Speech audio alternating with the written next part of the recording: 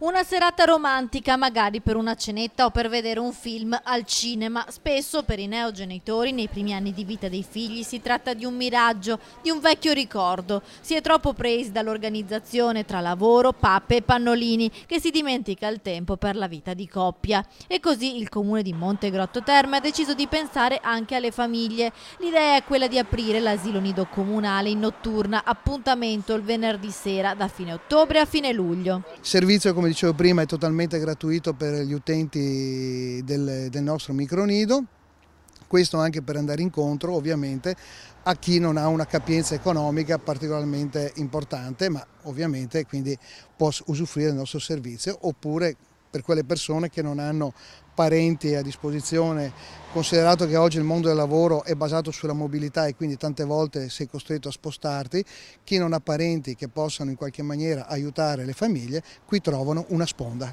Un'iniziativa che pensa sia all'aspetto economico, i genitori possono uscire senza costi extra, ma anche alla serenità familiare. Abbiamo anche fatto alcuni approfondimenti a livello sociologico, pedagogistico e psicologico e abbiamo visto che insomma, i dati ci confortavano nell'andare avanti con questa iniziativa. Perché?